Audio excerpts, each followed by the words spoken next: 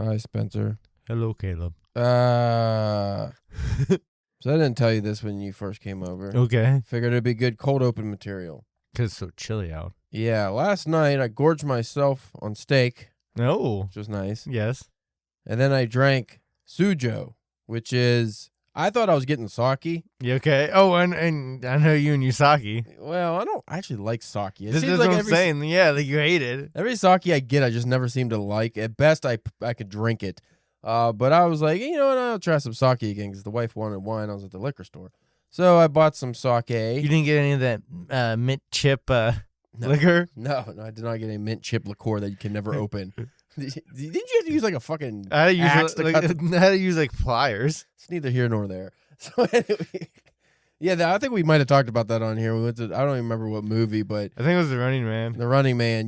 We got some tiny wines, not tiny wines. We got tiny bottles of liquor to smuggle into the movie, and you got some kind of mint chocolate chip whiskey or something.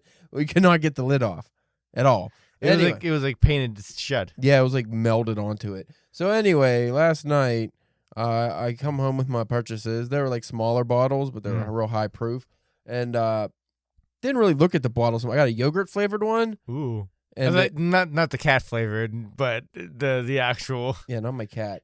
And then I got apple one, and I assumed they were going to be disgusting. Yeah. You know. Well, I opened the yogurt one first because why wouldn't you try probably the most gross one, the milk flavored sake? And I drank a sip of it, and it was delightful. And I was like, that's not right. And I looked at it, and I was like, wait a minute, these aren't Japanese characters. I don't recognize this. And then I looked a little closer, and it said Sujo, which I for some reason just thought was the brand. I was like, no, I'm gonna look that up. No, that's the #1 spirit of South Korea. Oh. So I got drunk off of South Korean booze. Nice. Which is still like a rice beverage of some sort. It was really good, and it gave me a wicked hangover. Yeah. Like I woke up today, and my fucking, like, not nauseous or anything like that, because I only had 2 bottles, but my fucking head, I feel like somebody's just jackhammering me. So maybe don't drink that again. I don't know. Maybe drink more water when you drink that stuff. I don't know. Probably a lot of sugar in it. Also, Spencer, You just needed more steak. You didn't have enough steak with it. That was a pretty big fucking steak. And I ate half a Mindy steak because she doesn't eat the gristle. And I'm all gristle. So what I ended up doing, Spencer, was I drank that, went to sleep, feel like shit. But now I have news. Okay. So I don't remember if I announced on here or not. My poem, To Spot a Lanternfly, which you could actually read on my Instagram. I just posted it on there. I only submitted that to one place, I think, and that place was the Hemlock Journal. That was some months ago, and they actually reached out and accepted the poem. So I was like, oh, cool. And it's out now. You could buy which I wouldn't recommend spending $20-something just for my poem, but if you do want to read other poetry and prose and reviews and whatever else they got, it's the Hemlock Journal Anthology Volume 2. So it's like an anthology, and it's a really cool cover, and you can go to their website and purchase that now. So I should be getting my copy. Who the fuck knows how long it takes to ship. But that's cool that I actually am in something at least. That's the first print publication of the year for me, right? I do believe so, yeah. So that's cool. Also, I am becoming a fancy mustache guy. It's a decision I deliberated on for about 10 years until I could finally grow enough of a mustache to do so. And I've been twisting it, though I got a haircut yesterday because the wife was sick of looking at me. And I told her, you could clean up the mustache and goatee, but do not sacrifice the length. The length needs to be certain. And she Ignored. kept the sides, but it doesn't have the girth anymore. So, but I didn't put the wax in, so that's why. Your one side's curly, the other side, yeah. the other side's flat. Well, I just put a balm on. I didn't put because I'm gonna be going out later, so I will wax it up later, but not for now. So that was like, yeah. But at the same time, my fucking mustache hairs, they shoot every which way. Like I could not. I put thick globs of wax in there, and that shit does not stay down. I don't understand. It's just wires. So that's something. But hopefully, in the near future, maybe I'll be a fancy Green Arrow Oliver Queen mustache guy. Yeah, and then you just need the billions of dollars and the bow and arrows. I figured mustache is how you start getting that, right? Yeah. Yeah, that's probably it. And then you just gotta get stuck on an island. What You know, kind of island? Well, I was gonna say, like nowadays, that might not be as bad. You just be on an island by yourself. Oh, by myself. Yeah. I was Whoa. judging by the news I saw the last couple days. of some files that were released. I don't think being on any kind of island is. You could ask Mr. Elon Musk. Yeah. It's not good for your reputation at the moment. Fucking jerk. That's all I'm going to say about that. Like Forrest Gump, that's all I'm going to say about that. Today we are discussing a new book of the month. We are talking about The Butcher of Nazareth by David Scott Hay. So stick around for that. Fortunately, none of you have been able to read it to read along with us because this book's not even out yet. Nope. But we're going to talk about it anyway as best we can without ruining it, which maybe, I don't know. This is one of those ones. It's not like a surprise ending or anything, but I feel like there's some plot points that we cannot talk about. No. So this might be a short episode, but we probably will have David on in the near future, I would think, to talk about it proper, like when the book actually comes out.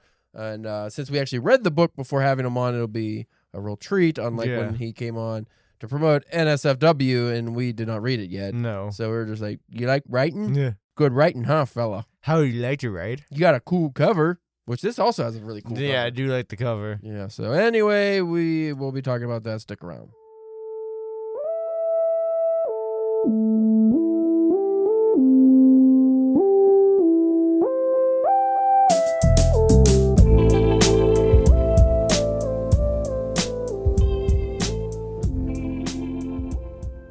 You are listening to the Drunken Pen Writing Podcast. I'm your host, Caleb James. With me, as always, Spencer, the Jewish Joker of Jerusalem Church.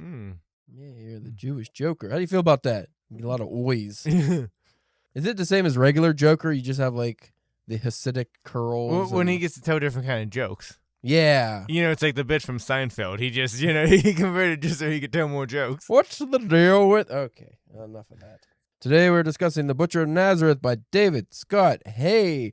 If you are looking for this book and you're not able to read it at the moment, that's because it doesn't come out till, I believe, February 26th or somewhere around there. This is not a published book yet. We're fancy, and we got to read it early. Yeah, we got the uncorrected ARC copies. And I say uncorrected because I talked to David briefly about just some of the stuff in here, and he said there were a few things that he was still working out of the book before publishing, such as orange carrots are mentioned. Yes. There weren't orange carrots at the time. How dare he? How dare he not know that? I think there was some religious bits maybe that he had to tweak a little too. As far as I understand, our copy doesn't have any kind of plot differences or even writing differences really, other than maybe a few word choices and maybe some typos that got through or something. But so as far as I could see, we pretty much got the whole story as it is. That's pretty cool. I would say so. I mean, I don't feel like we missed anything out or anything like that. When we first got these copies, I mentioned to you how the margins are very wide. And we thought, well, maybe that's because it's like the uncorrected version. Maybe the regular version will have more normal margins. But then I noticed throughout the book, there's a few bugs. There's some bees in the margins. So, yeah. See, so...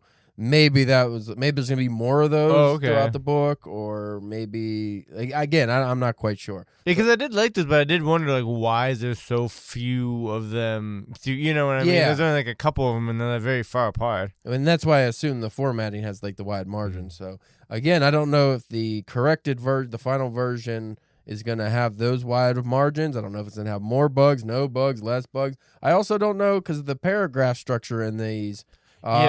It's not indented. It's just the space after every paragraph, which I've seen some books like that. So I don't know if that is a specific choice for this book or if that's going to be changed in the final, version as well. Because there are a couple poems and stuff in here too that are centered formatted, which seems normal. So I don't know. That's just something we'll have to check out. We get the regular copies when they come out. So I'm looking forward to that as well.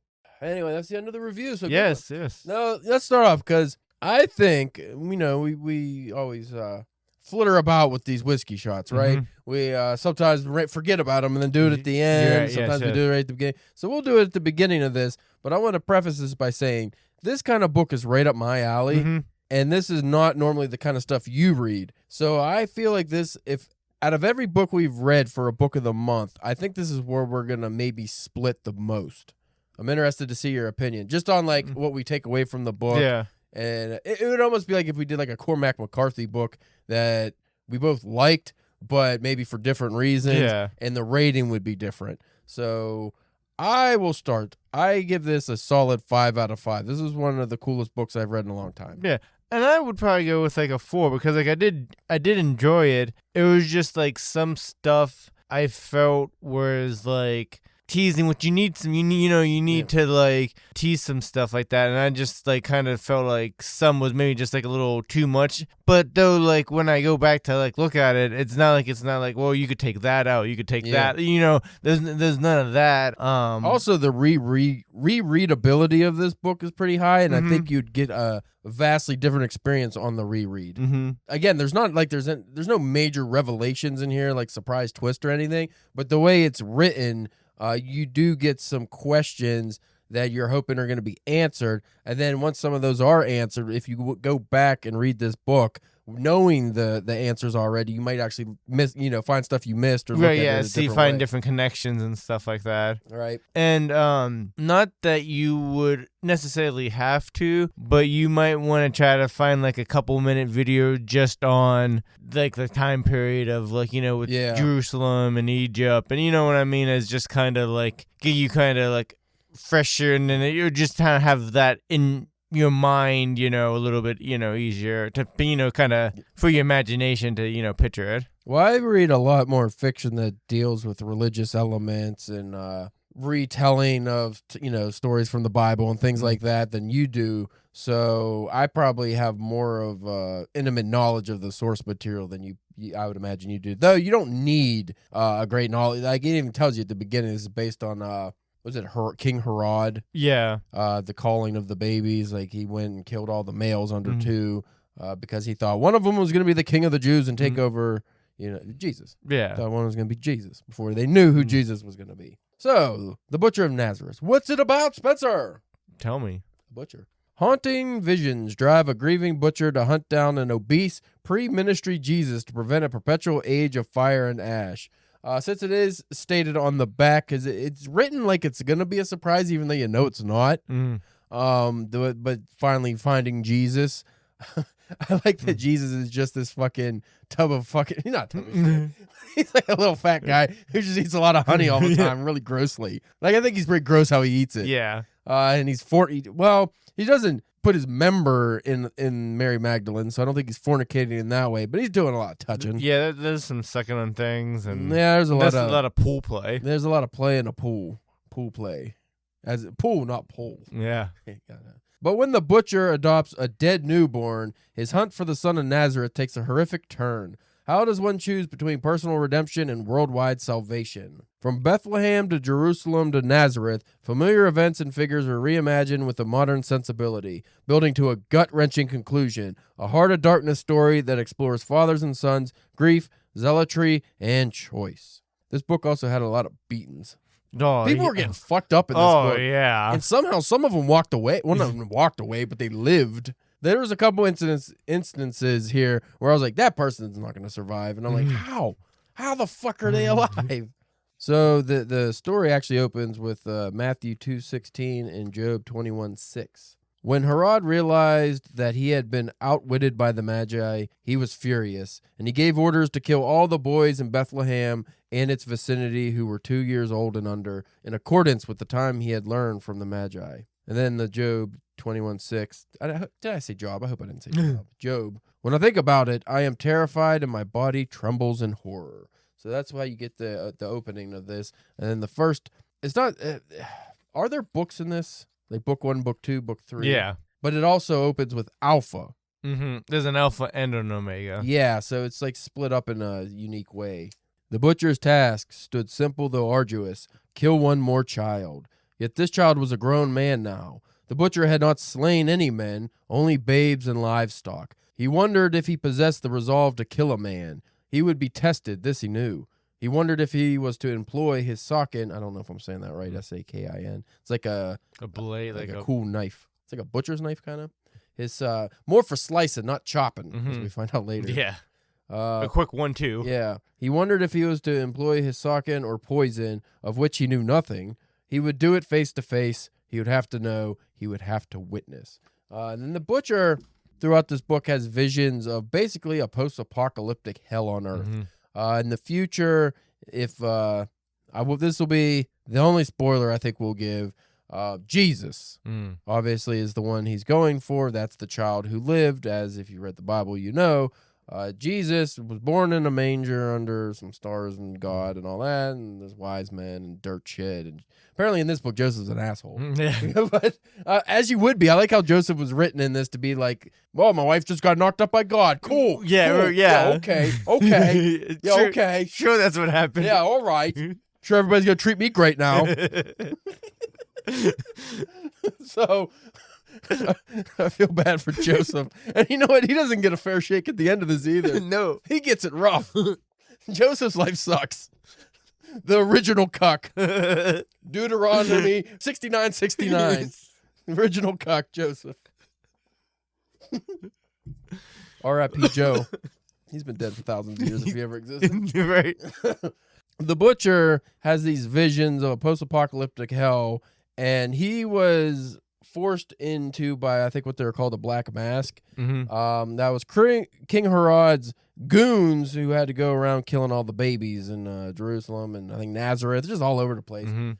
It's tough because I really would like to go into his origin and how he became that, but I feel like that's a cool plot point that you'd want to find out for yourself. But he has a very tragic background, and he was just a butcher. Obviously, he didn't want to kill babies. And he goes on this quest to find Jesus. He encounters this kid who was like horrifically mauled, or gored, I guess would be the better word, gored by a goat. Well, yeah, he's traveling because like the book opens with him traveling with like this group of merchants. Yeah. And they woke up one morning and this kid was mauled by this belching goat. Gored. Yeah, this disgusting, giant, stinking goat. Yeah. And immediately I was like, is that goat going to be Satan or something? Or is that like, the desolate one? Is that the beast? I mean, one of the chapters in here is called The Beast. Yeah. So, not chapter. Again, what is it, like a book? Yeah. Alpha, Omega, Beast. But the goat is a character in its own self. I like the goat a lot, even though it doesn't like talk. Well, it does kind of talk. It's like bleeding a lot, and it just causes mischief. This almost all this guy's problems when he's trying to find Jesus, like, and all these horrible events happen, is because this fucking goat. Like, why? Just get rid of the goat. You say that, but though, like, would he ever been able to find Jesus without the goat? I don't know. I don't think so.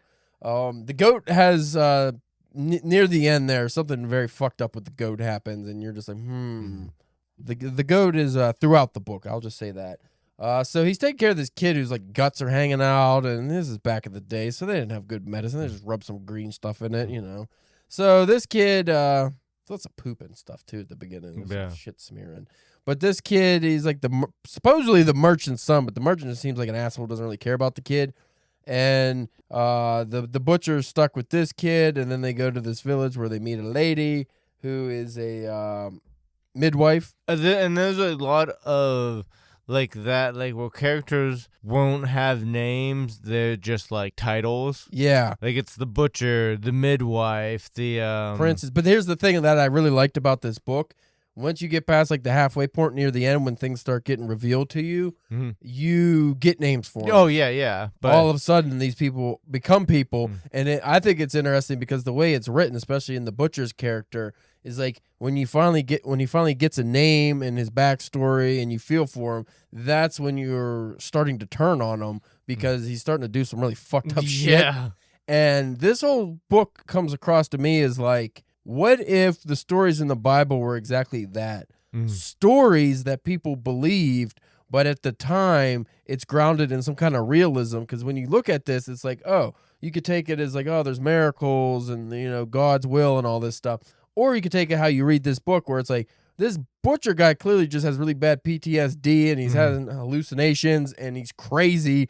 And the things he's doing is he thinks he's the righteous man doing what he has to save mankind. But what if he's just the fucking crazy guy yelling on the corner of the street? And also, like, as the book happens, more things happen to him that could, progress. Not to spoil, but one of the things that happened to him would definitely give him brain trauma. Yeah, there's a few instances where he's a lot worse for wear. But I like the idea that a man can believe that he's righteous and doing the right thing, but it could ultimately be maybe he's just the one that's the monster, you know? Maybe he's the actual beast. You don't know until you get to the end of this book what happens, but even Jesus is written like a charismatic character who might not be, more like he could be a swindler. You don't know, you know? You don't know if he's a swindler or not until you start to get his character and how he believes, or what he believes and how he feels about things. And like he knows he's the son of God. So it's like, does he have like an ego complex? Maybe he's not addressing. Or there's a few instances in there where it's like Jesus is not written in the best way, but this is young Jesus. And they also do, like, he does a very good job of, like, especially in the beginning, you're almost kind of along with, like, with the Butcher of, like, kill this last guy, so there isn't this, kind of thing. Well, that's the thing. The way it's written is, since it's from the Butcher's perspective mainly, you feel for the Butcher and believe he's doing the right thing because that's what you're told. But if you looked at it from any other character's point of view, you'd be like, no, that guy's just killing people. That guy's a fucking nut. Like, get rid of that guy. So I like that aspect of it where you can look at it from both ways, because ultimately, if he kills Jesus at the end, is he just killing an innocent man, or is he real? Like, how would you know? How would anyone know that he actually saved the world? Well, and that was also like, because I think if I remember correctly, they've made a point a couple of times to where, like, even like this fiery future, like it was gonna be like way in the future. Yeah, like not even anything around like their time. Not like, oh, like a couple years from now. Like I had the implication of like us now, current time. Like it would stop the apocalypse that would be going on now. Yeah. So it's not like these people actually had any stakes in the matter, really. So like the Butcher, that's like the ultimate act of altruism, is where he thinks that he is saving some faraway future that has nothing to do with him. And in doing so, sacrificing not just his life, but any sense of happiness he might gain. But also these people believe in God and that there's a heaven, but because of the time period, since this is before Christ being crucified, there are different religions. Like there's different beliefs, so it's not just the normal Christianity that we have now. It is something completely different. So I like the mixing of religions, and like people back then, the way this is written, are just like, oh, he believes that, okay, like because they don't know. Like none of them really know. There's not like, oh, this is the true religion and you're wrong for believing that, you know. Well, there was a scene that I liked where it was the Butcher and the satyr, or however you said, like the one guard guy who was like kind of with the midwife, and they were talking, and they were exchanging gods. Like it's like, you got a guy with lightning. Do you have a guy that that can fly? Kind of stuff. Yeah, because the Roman legionnaires are in this. Legionnaires, cool. That's what they were. Yeah. Yeah, they're in this, and they play not necessarily a prominent role, but they're throughout. And that's another interesting mix of cultures you get there, too. I think he did a really good job. I don't know how much research he had to do for this. I would imagine he had to do quite a bit just to get like the tone right and the feeling. I mean, like I said, he found out there was no orange carrots, so he changed that. It's like, how much else did he have to change? Like I said, without actually giving the story away, because it's pretty tough, there's a few scenes near the beginning or mid-beginning that I really enjoyed, such as like, I think they're like Persian princes or something. Oh, yeah. At the dinner table, and they're just fucking douchebags. They're just douchebags. But then, like, you find out.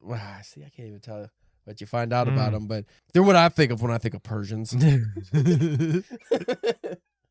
Ultimately, yeah, I really enjoyed this book. I would definitely recommend. I already have been recommending it to people to get when it comes out. And well, we just have his first book and then to read, right? And then we'll have like all of David Scott Hayes' books read, right? What is it? The Fountain? I think that's what it's called. They might say at the end of here. I think I thought it was in the beginning. They might say here in the beginning. Yeah, The Fountain.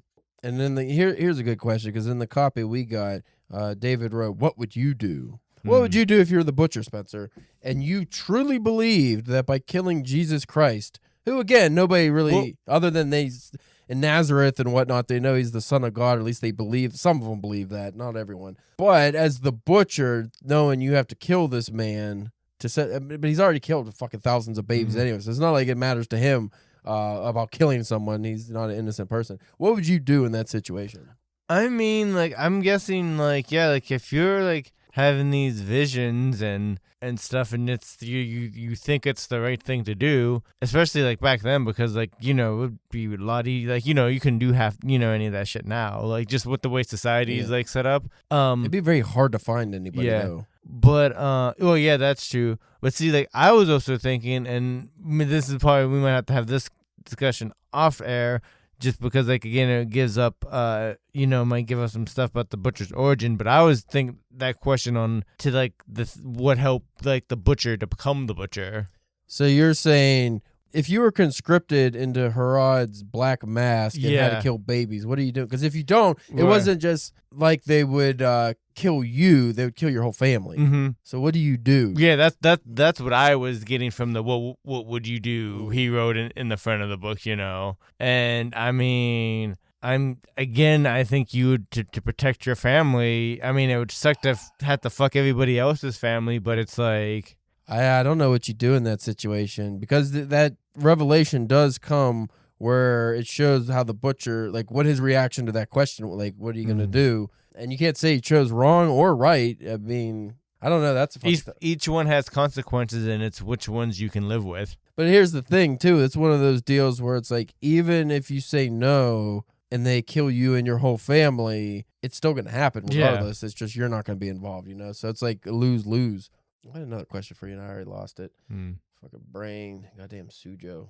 Don't drink that stuff. It's good, though. Yeah. Suju. You should get some more and bring it to book club. Maybe I will, Spencer. Maybe I will. Do you feel there was maybe any divine intervention in this? Because I talked about how it's written in a way where it seems realistic, and you could see that there's not actually miracles going on or the will of God but it's also written in a way where maybe there is. Yeah. So you just mentioned when I paused it here about an incident that takes place in the book, and due to a series of unusual circumstances, a character survives something he probably shouldn't have survived. Could you interpret that as divine intervention to keep not just the story going, but the final conclusion from to happen or from happening, maybe? It's hard to say either way, but I do like that it's written that way, so it's literally up to ambiguous. Yeah, it's up to the reader's interpretation, and then so that's another good thing to talk about the book whenever it's not, when after it's been like out, and again, like I think it would be a good like a book club book, because again, like that's a thing that could be another talking point, but then that could be taken on throughout the group. So okay, so here's a small one I will spoil. Okay. So I mentioned at the beginning he finds that kid and he gets that ring. Yeah. Like there's a ring I think the kid had or something, or did he? I forget where that ring fucking came from. But it's a special kind of ring, and the Butcher has it. And when he has the dinner with those Persian assholes, one thing leads to another, as they do, and they all have these rings. But I think the one princess, she can't find hers, and then they notice that the Butcher has one. So they think he stole it off of her, and then they're just immediately going to slit his throat. Or no, they're going to cut his hands off. They're going to cut his hands off for stealing, and you get a very tense situation where that almost happens. And then, again, maybe some kind of divine intervention keeps that from happening. Or is it just happenstance? There's a lot of things that could it just be coincidence and happenstance that saves the Butcher or other characters, or is there a divine will? And if there is, why is God such an asshole that these people have to fucking literally get beaten into dust before he intervenes? Like, why does there have to be these awful situations before he's like, okay, you can continue? Because there's a whole thing about God's testing. You know, which is always in the Bibles. Oh, God's just tested me. Well, why does he have to? Well, again, like I was going to say, even whenever you're doing something for him, he's still like, well, I can't make it easy for you. Like, where's the fun in that? I love you eternally, and my love has no conditions. It's unconditional. Except you have to do all these awful things, or else or you have to prove your love to me. Why? So abusive. Egomaniac, narcissistic, fuck. I like Zeus. At least you know he's a rapist. Right, yeah, he's up front with what you're getting. Like, you know what you get with Zeus. I'm gonna turn into an animal and I'm gonna fuck your wife and you're gonna you're gonna worship me or I'm gonna lightning bolt you. Like I can deal with that. It's like, all right, this guy sucks, but what can I do? But when you got this guy that's supposed to love you unconditionally, but then he's throwing rocks at your head and making you eat poop and just all this all awful fucking. I don't think anybody eats poop on here in this book. At least not on purpose. I don't remember.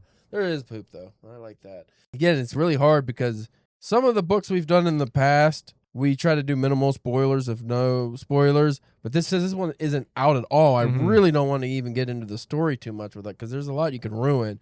Because this is also written in a way where almost everything seems to have a purpose. Whereas you could get some books where either there's red herrings or there's just plot points that just like, oh, that's just to keep the plot going or whatever. Oh, this guy stopped at a store, picked up some supplies, and he forgot to get a bowl of rice or something dumb. He needed to kill 500 words. Like. Yeah, but this novel seems to be like if it's lean and mean. Yeah, if the butcher went and he forgot to get a bowl of rice, it'll turn out that was the rice that could have saved him from starving in the desert 10 days later. So they would have some meaning to it. It's very well thought out, and I enjoyed that because then again, if you reread it, you'd point out some things. Oh, this is definitely has a purpose. This isn't just to lead to some gruesome event or something.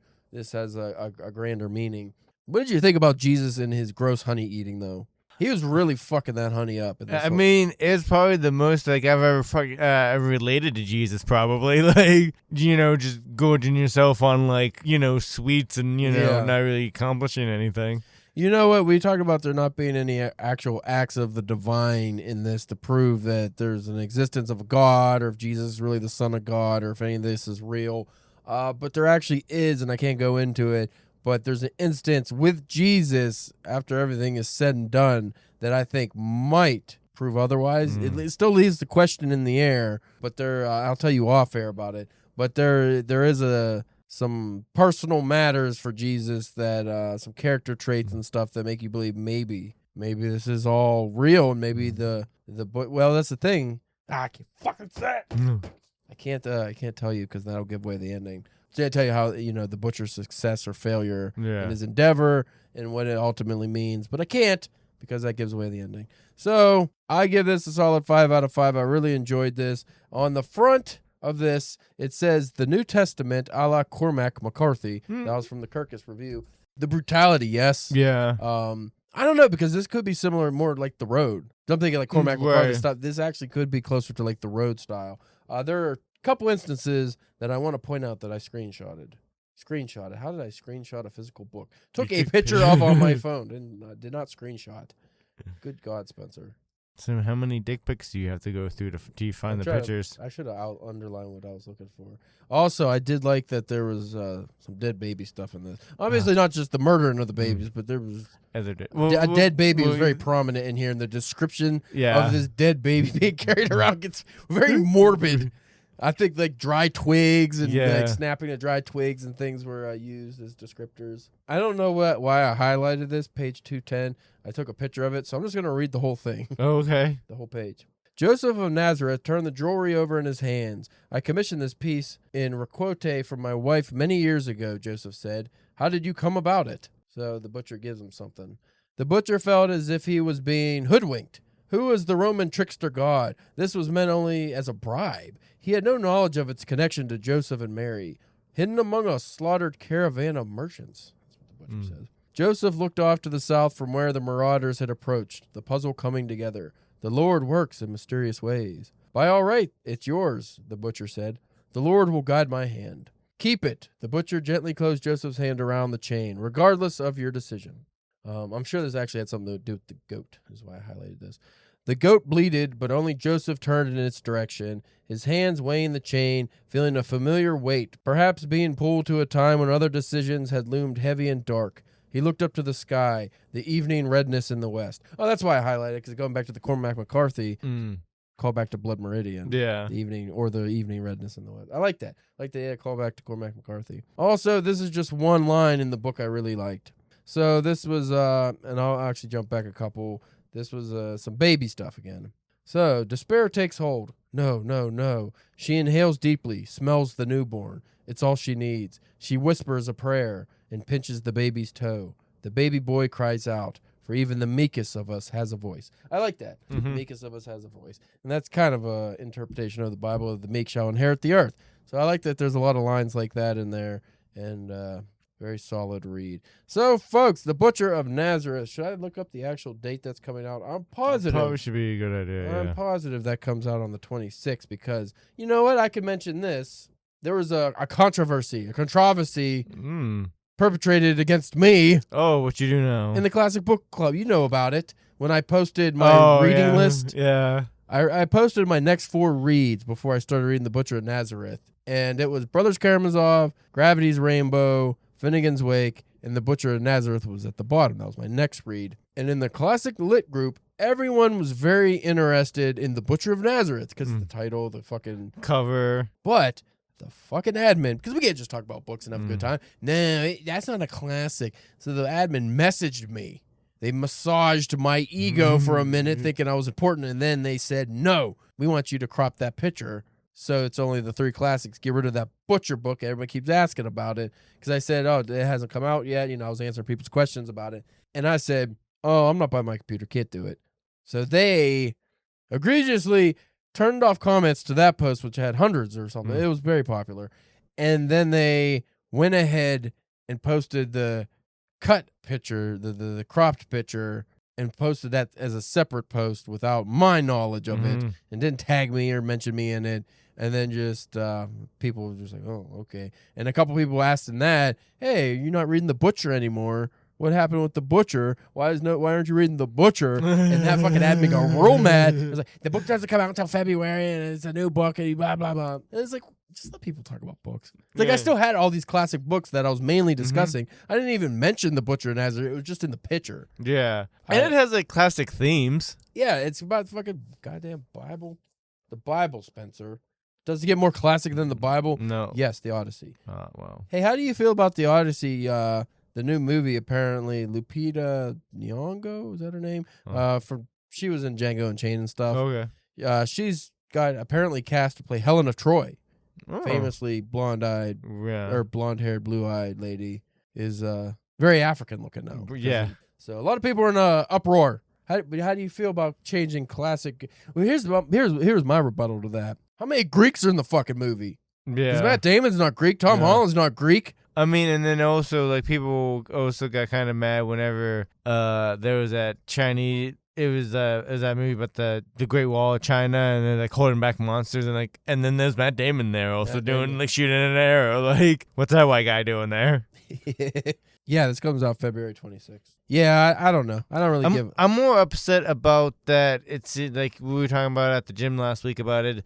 Supposedly has like a more realistic and not gods and like they might discuss the gods, but they're not gonna actually have gods intervening. It's supposed to be like Christopher Nolan, gritty realism, the Odyssey, but if like the Cyclops was just a big guy with one eye, or like I don't want that. No. I don't want that. I want a Cyclops with a big eye. Like they better be almost home, and then somebody opens up a bag and a wind brushes them all the way back to where they started from. Like I don't need him to go to the island of the Cyclops and you find out it's just an island of inbreds and that's why they have one eye. I don't want him to fucking see the sirens and it's just a bunch of fucking singing bitches. Like, I want them to be sirens. Because I like Christopher Nolan, but I don't like when he's trying to do something that's like, I don't know, because like even like in Inception's like crazy kind of out there, but I guess like that's more sci-fi than like fantasy, I guess. But even that's like not the real world. Yeah. So. Because like we said, like because he did the same thing with Batman. It's like, I want my gritty realistic. Now I want Batman punching somebody in the face that has 2 faces and another guy made out of clay. Like,